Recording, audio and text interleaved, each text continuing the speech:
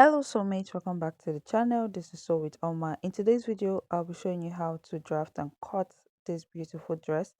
It's an underbust corset illusion and it also has a basking and a flay at the down. I'll be showing you how to draft and cut from the shoulder down to the basking. Of course, you can attach your gathers, your flay, or anything from that area, okay? So without wasting much time, let's dive into today's video. These are the fabric I'll be using. I'll be using this Ankara and I'm also going to use the white fabric, the shirt material or a cotton material, okay? And now I've already drafted my basic bodies. If you do not know how to draft your basic bodies, kindly check my video on my channel. You will get a detailed tutorial on how to draft the basic bodies. So the next thing I'm doing is I'm just going to mark my nipple to nipple measurement divided by 2 from my bust point to my under bust and then rule a line. The next thing I want to do now is to get my bust radius, and by so doing I mean the difference from my bust point to my under bust. So my bust point is 10 and my under bust is 13, so the difference is 3 inches. Now I'm just going to mark 3 inches from that line. I'll just mark towards the center front 3 inches and then towards my side front 3 inches on my bust point, and I'm using my curved ruler to just connect like so.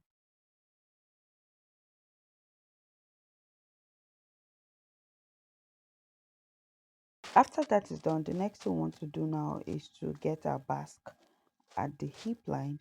So the first thing I did, I marked from my hip line up by 4 inches. You can make yours 6 inches, 5 inches, depending on how you'd want or where you'd want the basket to start from. Okay, so you could see my placement. I put my curved ruler upside down and then I went ahead to go up again by 1 inch from my initial marking. Okay, so it was 4 inches, so I went up again plus one, that's 5 inches. I wanted it to be higher than the initial starting point that I marked. So I just connected like so with my curved ruler, placing upside down. Okay, so after that I turned it again to the other side to get my curve at my center front. Once that is done, the next we want to do now is to cut out. Okay, so we'll just be cutting out all the irrelevant parts of this pattern paper. So you can see that I did not increase the speed of this one because I wanted to show you how this is done. So you just cut out carefully, ensuring that the mark, you start from your bust point and then connect to your under bust where you get your cup or your cup shape, yeah, right? And then you also end it at your bust point, right? So you could see how very demure I did this. So you'd want to do it mindfully and demure as well. At this point now, if you'd like to save your pattern paper, like you do not want to cut on another pattern paper at your back, you can use this as well to cut your pattern paper. So see how I'm doing it. The upper piece, I'm trying to fold in the cup so that it gives me my half cut for the back. Okay, so what we'll just do is, this is the placement. You're just going to add 1 inch on the center front. So this will now serve as your zipper, the 1 inch for your back. All right, so you'll be adding your 1 inch on your upper piece and the lower piece as well to cut your back, so you don't need to waste any pattern paper. All right, so back to the front, we want to use the slash and spread method to get our pleat at the under bust. So you could see what I did. I just, from my nipple to nipple line that I measured initially, I just cut open to my shoulder, but I did not cut out the pattern. Okay, so I just cut open to a good amount so that when I'm opening it, I don't, open all the way to my shoulder. It's time to cut out on our fabric, so I'll be starting with the front and the upper piece. Okay, so placing it on my fabric, I'm going to place my fabric on fold and then place my pattern paper out. You want to do a lot of pinning down at this point because we're going to be opening this pattern paper, okay, and you don't want to make a mistake. So you ensure that your center piece on your pattern paper is placed carefully on your center piece on the fabric, okay. So place that and pin that down. Also ensure to pin your shoulder down before you begin to open. As soon as you've opened to a good amount where you feel like, okay, this is a good amount to pleat, then you can now pin down the area that is needed for pinning down, okay. So for me, I used about 3 inches as my opening on the underbust. You can go by 4 depending on how you want, how much pleats or how much gathers you want to have on your underbust area. If you've watched us this time, thank you very much for watching, and I'm sure it's because this video is very useful. That's why you're still here. Do not forget to subscribe. It's very important that you subscribe so you'll be getting more updates on fashion, sewing tutorials, pattern drafting tutorials like this one. While cutting on my main fabric, I added half of an inch on all sides except for the side front. So this area I'm going to add 2 inches of seam allowance. Okay, you want to add 2 inches or 1.5 depending on how confident you are in yourself. So if you feel like 1 inch is enough, go ahead and add 1 inch, but it's advisable to add 2 inches, especially because of your gathers. Okay, now it's time to cut the upper piece of my back, and so I left about 1 inch of zipper allowance before placing my pattern paper. So I'm just going to pin it down this way. Remember, the way we did for the front, you're going to add half of an inch on all sides apart from the 1 inch zipper allowance, and then on your side back you're going to add 2 inches of seam allowance. I said earlier it is advisable to add 2 inches. You can go less than 2, and if you're not so sure of 2 inches, you can now make it about 3 inches. It's just a choice and how much materials you have. Okay, another thing that we'll be doing differently from the front of our upper piece is our neck depth. So your neck depth should not be as deep as the front. You want to go down from your shoulder by 1.5 inches, okay? So please take note of that. The back piece is different from the front in terms of your neck depth, okay? So the width of your neck would be the same thing, obviously, but the back has to be different. Your back must be higher than the front neck depth.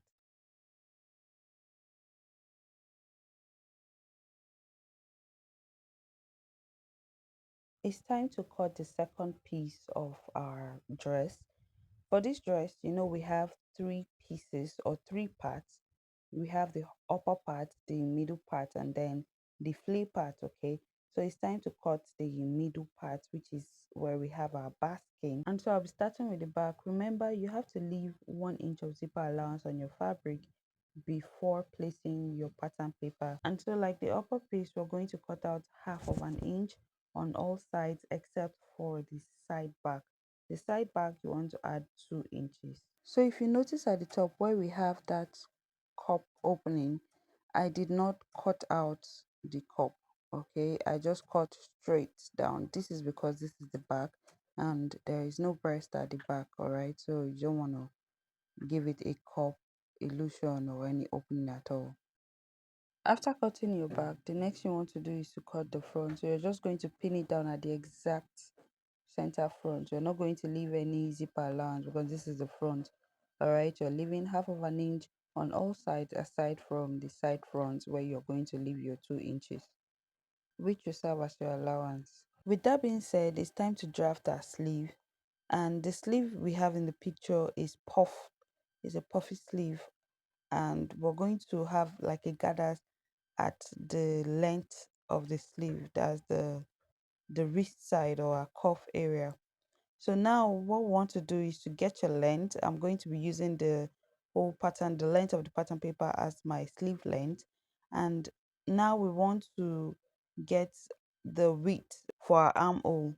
So now what you'll be doing is you're going to measure your round armhole and then divide it by 2. Once you divide it by 2, that's what you're going to mark there to serve as your width. So you're going to mark that from the top of your pattern paper to the length of your pattern paper.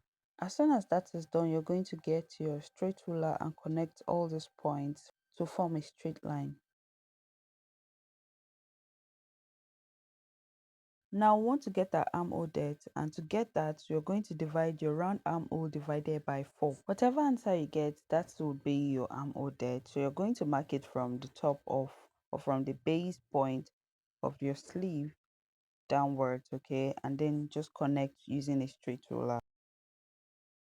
Once that is done, on your base point you're going to go in by 1.5 inches. So from that point you're going to take your straight ruler to form a slanted line from your armhole depth to that 1.5 inch that you marked, like so. Once you've ruled the slanted line, you want to get your tape rule to get the amount from that 1.5 inches on your baseline to your armhole depth. So you're going to get the amount, whatever amount you get there, you want to divide by 2 and mark it at the midpoint. So you just use your curved ruler now, placing it like so. You want to come out by 1/2 inch from your starting point. So just carefully watch what I'm doing and follow through. So you'll be coming out by 1/2 inch at your starting point and then connecting to the midpoint, that point you marked at your center. So once that is done, you're going to take your curved ruler and now you want to connect to your neck depth. And so by doing so, you're going to go down again by 1/2 inch, all right, forming not so straight line. So you're going to give it like a curved line from that midpoint to your neck depth. You're going to pick an area in your sleeve. To be more accurate, you're going to go down by like 6 to 7 inches. And so once you do that, you're going to mark your round sleeve divided by 2 there. You want to add 1 inch of ease, okay? Now, once that is done, because this is a puffy sleeve at the cuff area, you would now from that your armhole width that you marked earlier, you want to come out by 2 inches or more. It just depends on how much of the gathers you're looking for. Once that is done, you're going to get your straight ruler.